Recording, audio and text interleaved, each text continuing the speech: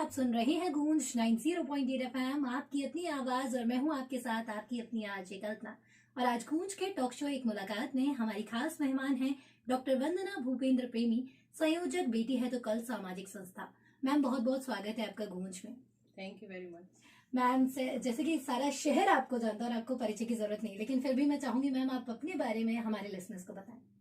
बिल्कुल, मैं डॉक्टर वंदना उपाध्याय भूपेंद्र प्रेमी, अध्यक्ष बेटी है तो कल है सामाजिक संस्था, और मैं बीजेपी में सांस्कृतिक प्रकोष्ठ भी देखती हूँ, और साथ ही मैं बीएड कॉलेज में प्राचार्य के पद पर भी हूँ, Shri Radha Vallabh college of education.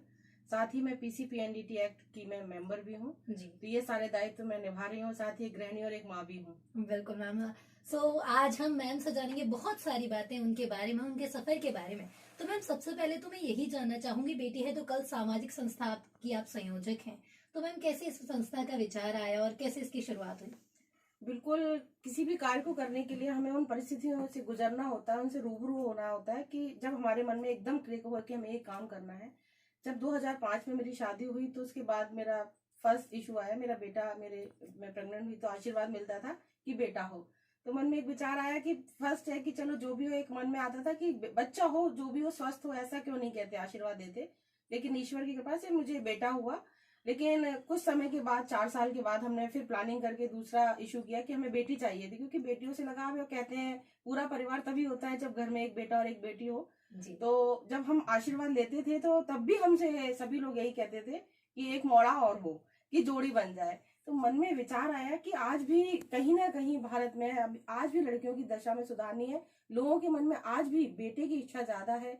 फिर जब मैं पीएचडी कर रही थी, जब मेरा बेटा हो गया दूसरा, उसके बाद मैं पीएचडी करने के लिए गई 2012 में जीवाजी यूनिवर्सिटी से। मेरा ड्रॉप आउट स्टूडेंट पे वर्क था। तो मैंने एक कंपेरेटिव स्टडी की, तो मैं रूरल एरिया, जो गांव साइड में जाती थी, तो वहां देखा मैंने लड़कियों की स्थिति वाकई में आज लड़कों की तुलना में बहुत खराब थी। वहां पेरेंट्स कम पढ़े लिखे थे, वो बच्चियों को घर पर भाई की देखभाल या काम के लिए छोड़कर जाते थे। फिर मैं जब स्टेटिकल एनालिसिस कर रही थी तो मैंने देखा कि पूरे भारत में जो मध्य प्रदेश एक कन्या भ्रूण हत्या के मामले में लिंगानुपात जो कहते हैं कि 1000 बच्चों पर लड़कियों की संख्या 700 कुछ थी। तो ये बहुत मन को हिला देने वाली घटनाएं। तो हम लोगों ने, हस्बैंड वाइफ ने घर में विचार किया कि ये जो लिंगानुपात इतना कम होता जा रहा है हमारे ग्वालियर चंबल संभाग में, तो क्यों ना इस पर कुछ वर्क किया जाए। तो हम लोगों ने, 7 लोगों ने मिलकर ये एक बेटी है तो कल है सामाजिक संस्था की नींव रखी, जो एक बट वृक्ष की तरह बहुत बड़ी हो गई। और आज हमारे साथ 5000 बच्चियां, 5000 लोग हमारे मेंबर हैं। बहुत खुशी होती है कि जो हम एक छोटा सा हमने पौधा लगाया था विगत 10 वर्ष पूर्व, आज वो एक बट वृक्ष के रूप में हमारे सामने है। और सभी लोग हमसे कॉल करके कहते हैं कि मैडम हमें भी आपकी संस्था के साथ जुड़ना है, हमें भी बेटियों के लिए काम करना है। जी, बहुत अच्छे विचार के साथ मैम आपने ये शुरुआत की, और ऐसे ही ये संस्था आगे बढ़ती जाए, 5-25 लोग जुड़ते जाए साल दर साल, और ऐसे आगे बढ़ती जाए। मैम, ये बात की हमने आपकी संस्था के बारे में, जैसा कि आपने बताया 10 साल हो गए इस संस्था को, तो मैम ये किस तरह से समाज में काम कर रही है और कैसे लोगों तक लाभ पहुंचा रही है? ये संस्था हम लोगों ने जब स्टार्ट की थी तो हम लोगों ने बच्चियों को, सबसे पहले तो हमने वार्ड प्रेसिडेंट निर्माण किया। हम लोगों ने कहा कि कोई भी कार्य अकेले नहीं किया जा सकता, जब एक ग्रुप होगा, एक समूह काम करेगा तो उस कार्य का जो प्रगति है वो अलग ही होगी। तो सबसे पहला काम हमने पूरे ग्वालियर में जो जितने भी वार्ड है, हमारे ग्वालियर के हर वार्ड में हमारी वार्ड प्रेसिडेंट है। जब पूरे ग्वालियर में हमारी वार्ड प्रेसिडेंट होगी तो हमने एक परिकल्पना बनाई कि क्यों ना हम हर वार्ड में जितने भी स्कूल आते हैं, सबसे पहले तो हम बच्चियों के जन्म पर उनको जन्म बधाई देने के लिए हमने एक परिकल्पना बनाई। तो हमने एक नया, जो बेटी है तो कल है, उसमें एक प्रकल्प और जोड़ा, मुबारक हो बेटी हुई है। तो हमने सोचा कि जिस घर में, ग्वालियर के प्रत्येक घर में, हर वार्ड में, हर गली में, हर मोहल्ले में जहां भी बेटी होगी, वहां के वार्ड प्रेसिडेंट को लेकर हम उसके घर जाएंगे, उस घर में भी उत्साह का माहौल बनाएंगे। क्योंकि आज भी जब बेटी जन्म लेती है तो सबको लगता है काश बेटा हो जाता। तो ये भावना लोगों के मन में से हटाने का हमारा एक छोटा सा प्रयास है, मुबारक हो बेटी हुई है। तो जहां भी बेटियों का जन्म होता है तो हमारी जो वार्ड प्रेसिडेंट है, आंगनबाड़ी कार्यकर्ता है, उनसे हम लोग लिस्ट लेते हैं। और आप यकीन मानिए, जब शुरू में हमने इस कार्य को शुरुआत की थी तो हम लोग लिस्ट लेते थे, हम लोगों से पूछते थे बेटी हुई है। लेकिन ईश्वर की कृपा मानिए कि धीरे धीरे लोग इतने अवेयर हो गए, अब लोग हमें कॉल करके बुलाते हैं कि मैडम हमारे यहाँ बेटी हुई है, आप हमारे यहाँ आइए, हमारी बेटी का स्वागत करिए। हम धूमधाम से उसका आगमन कर रहे हैं। तो मुझे लगता है कि जो हम लोग काम कर रहे हैं वो काम बिल्कुल लोगों के हृदय में जाके पिन उसमें लगे, और वो लोग भी अब अपने घर में जो बेटियां पैदा हो रही हैं उनका स्वागत कर रहे हैं, और उस स्वागत में हम लोगों को शामिल कर रहे हैं। बहुत ही खुशी की बात है। इसके साथ हमारा दूसरा प्रकल्प है, हमारी दूसरी परियोजना भी चल रही है, उत्कृष्ट छात्रा सम्मान।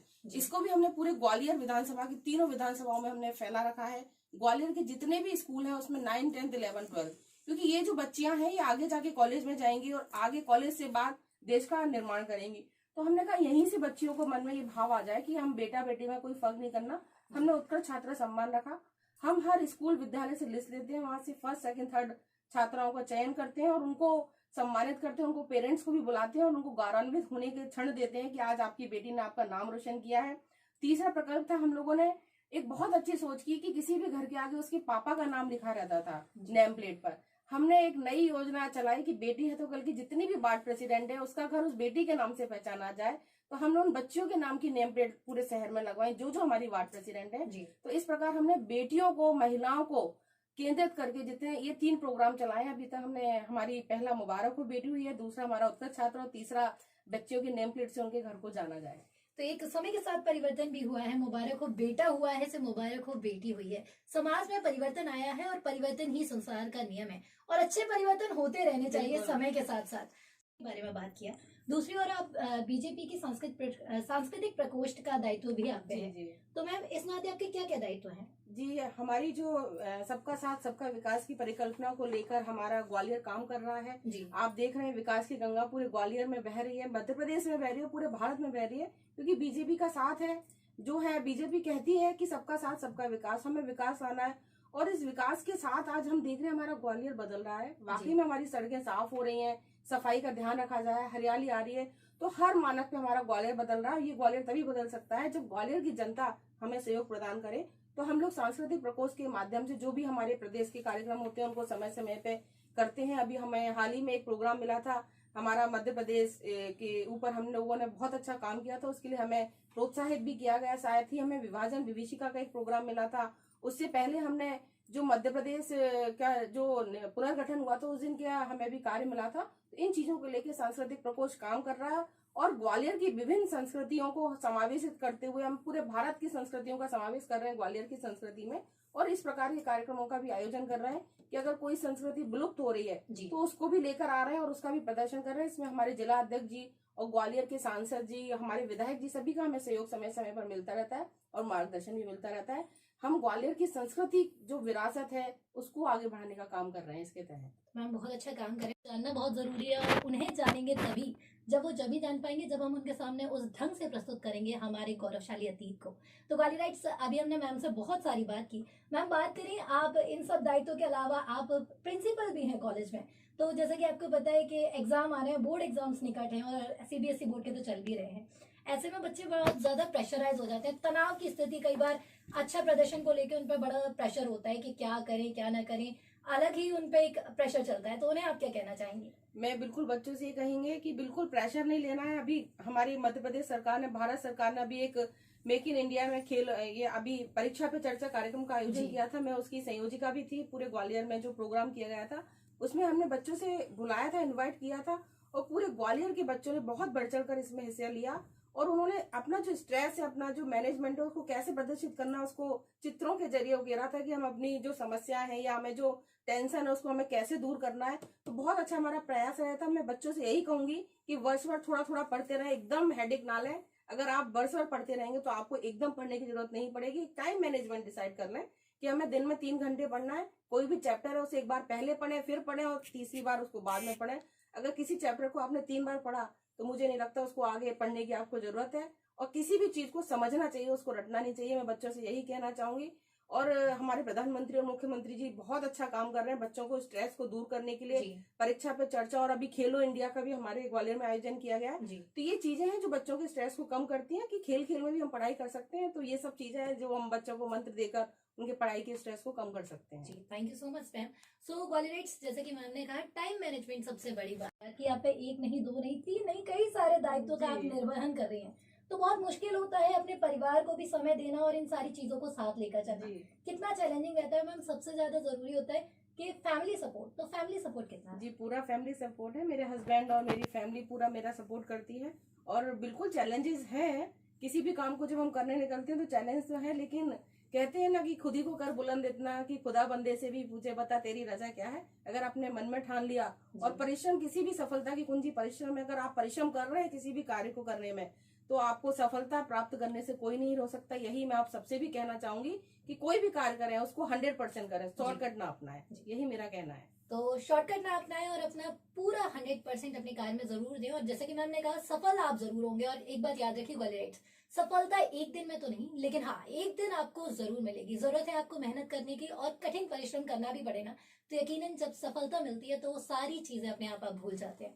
तो एक और बात हम मैम आपसे जानना चाहेंगे, बहुत सारी लेडीज के भी ऐसे क्वेश्चन रहते हैं कि शादी हो गई मतलब चीजें पीछे छूट गई। बहुत सारी लड़कियां जो अभी उस एज में जा रही है, मतलब शादी के लिए अभी तैयार हो रही है, तो उनका भी एक ये मन में क्वेश्चन रहता है कहीं ना कहीं शादी के बाद सारी चीजें छूटने वाली हैं। तो उन्हें आप क्या कहना चाहेंगे, गृहिणी बनने के बाद कितना मुश्किल होता है अपनी लाइफ को कंटिन्यू करना? देखिए, जब मुबारक हो बेटी हुई अभियान हम चला रहे हैं तो हर घर में जाकर हम उनके पेरेंट्स को एक ही बात कहते हैं कि हमारे घर में अगर बच्ची पैदा हो रही है तो उसकी पढ़ाई लिखाई और उसको अपने पैरों पे खड़ा होने की चिंता करें, उसकी शादी की चिंता ना करें। कि अगर हमारी बेटी अपने पैरों पे खड़ी हो जाएगी, अपने निर्णय खुद लेने की क्षमता विकसित हो जाएगी, तो ना उसे शादी से पहले दिक्कत आएगी ना उसे शादी के बाद।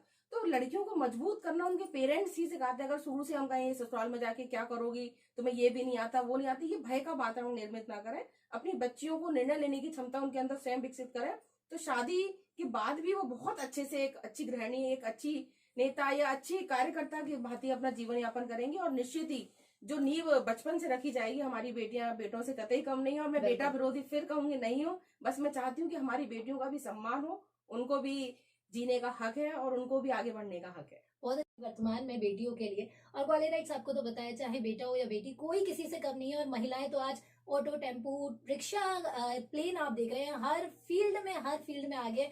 आप हाल ही में T20 वर्ल्ड कप ले सकते हैं जहां महिलाओं ने अपना परचम लहराया है। तो किसी भी क्षेत्र में महिलाओं को कम ना आके बढ़ावा दे अपनी बेटियों को। और हाँ, महिलाओं का आत्मनिर्भर होना उनकी व्यक्तिगत स्वतंत्रता और सम्मान को बढ़ाता है। तो ये आप पे निर्भर करता है कि आप उन्हें कितनी छूट देते हैं, या फिर छूट नहीं कहूंगी, ये जरूर कहूंगी कि हाँ उन्हें वक्त दीजिए अपने पैरों पे खड़ा होने का, और देखेगा वो आसमान में आपके नाम का परचम जरूर लहराएंगी। तो मैम आज हमने आपसे बहुत सारी बातें की, आपके बारे में जाना, आपकी जर्नी के बारे में जाना, लेकिन मैम अब आपसे जानना चाहूंगी कि आप जाते जाते ग्वालियर वासियों को क्या संदेश देना चाहेंगे? बस मैं यही कहना चाहूंगी कि आप सब भी जो मुहिम मैंने चलाई है, बेटी बचाओ बेटी पढ़ाओ, बेटी है तो कल सामाजिक संस्था की, आप भी हमारे साथ जुड़िए। क्योंकि जब कारवां बढ़ता है तो निश्चित ही सब बदलता है। और बेटियों के जन्म पर आप भी उत्सव मनाएं, खुशियां मनाएं। कहीं भी बेटी का जन्म हो तो डॉक्टर वंदना भूपेन प्रेमी को जरूर याद करें, यही मेरा आपसे कहना है। बस लास्ट में जाते जाते एक बात और कहूंगी कि हमारी बेटियों को बोझ ना समझे, उन्हें पढ़ाएं लिखाएं, अपने पैरों पे खड़ा करें। बस मेरा यही कहना है ग्वालियर वासियों से। Thank you so much ma'am. आप आज आपसे बहुत सार्थक चर्चा हुई, बहुत सारी चीजें हमने आपसे जानी, ग्वालियराइट्स ने आपसे बहुत सारी चीजें जानी। और आपका जाते जाते बहुत बहुत धन्यवाद पूज्य गूंज परिवार की ओर से और कल्पना की ओर से, बहुत बहुत आभार। Thank you very much. Thank you.